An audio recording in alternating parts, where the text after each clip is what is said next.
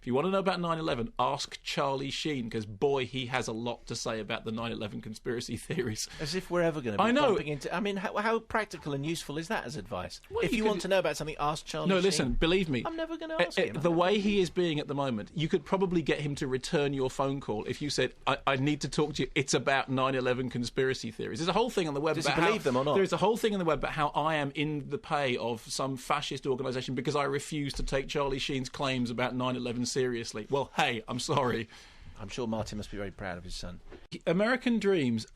Before I saw this, I had read, sorry to invoke his name twice in one show, but Mark Lawson had written a piece in one of the newspapers, I think The Guardian, saying that suicide bombers were like the unspoken pariah of cinema, and whereas before it had been things like child molesters, suicide bombers were the latest. But in fact, there had now been a number of movies about them. And he said, in passing, that American Dreamz was perhaps the bravest mainstream comedy ever made. I think he said it with tongue slightly in cheek. It is extraordinary in that it is a mainstream comedy by the director of American Pie, whose central plot point is that a suicide bomber is sent to America to wreak havoc, and by a strange quirk of fate ends up becoming a contestant on American Dreamz, which is an American pop idol-like programme presided over by Hugh Grant, playing a character not dissimilar to Simon Cowell. And on this particular tournament, one of the guest judges is going to be the President of America, played by Dennis Quaid, in a manner not dissimilar to President George W. Bush. Quite believable so far. And you don't have to be a genius also to figure out who the President's advisor, played there by Willem Dafoe, is based on either. This is kind of a Dick Cheney character, is it? It's very, very free. Funnily enough, one of the funniest lines in the movie is that we see the American president reading something, and his advisor comes in and says, "You've got to come and make a speech." He says, No, I've started reading. I've started reading newspapers, and it's incredible. There's so much of interest in them. He's reading The Guardian. Yeah. That's right. So you wonder, that's a fantastic piece of product placement there. So now, is that why Mark Lawson likes it? Well, yes, I think they may. No, of course not. No, of course not. Sorry, Mark, I didn't mean that. Anyway, I just meant, hey, how many movies has The Guardian been in? Well, exactly. How many movies has The Guardian been in with somebody reading it saying, "I'm sorry, I can't come and address the nation because there's so much interesting stuff in this." Now, look, here's the thing. As I've said a million times before, in the Spinal Tap quote, which is, as true as anything Shakespeare ever said, there is a very thin line between clever and stupid. And in the case of American Dreamz, firstly, on the obviously good front, Hugh Grant is very good as the Simon Cowell-like character. Willem Dafoe is very funny as the president's advisor. Dennis Quaid is very funny as the president, who's completely illiterate, but then discovers reading and just can't get over the joy of realising that it's possible to find things out that you weren't told by your advisor. So there are, very good performances in it, comedy performances. It's interesting, incidentally, that Hugh Grant has now almost exclusively settled down to playing slimeball roles.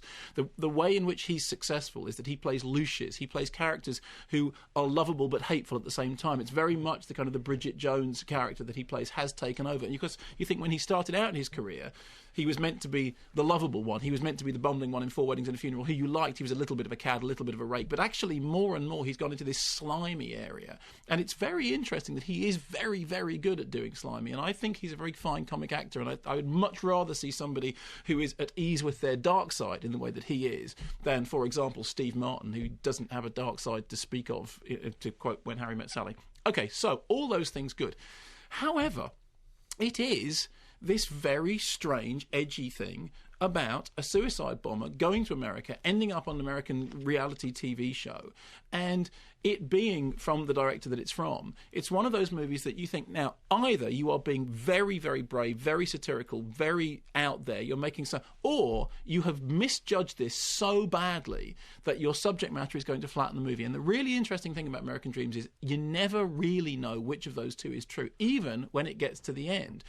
I won't give away the ending at all, but suffice to say that to some extent what you expect will happen, but to some extent what you don't expect will happen also happens. And it has... Oh, that's clear. No, but exactly, because I don't want to give it away, but to say it doesn't just tie up all its loose ends in a nice, neat, happy families thing. Obviously, the moral of the story is, hey, why can't we all just get along, and why can't we all be nice to each other? But to have made the movie addressing this issue at this particular time, I mean, at a time when... And in a week when there has been a suicide bombing in Israel. Exactly. So does that make for a very uncomfortable... It is uncomfortable, but it knows it's uncomfortable. It's deliberately uncomfortable. I mean, if it has a flaw, and it does, it is that it is, in the end, too soft and too unstructured and too messy around the edges to really, really hit home. What you have is a kind of likeable comedy with an extremely dark, rancid thing at the centre of it. And if you took that extremely dark, rancid thing out, it would just be a likeable, dopey comedy about American reality TV programmes. And I'm very happy to see Hugh Grant taking the mick out of Simon Cowell. But it does have this other dimension just because of its subject matter.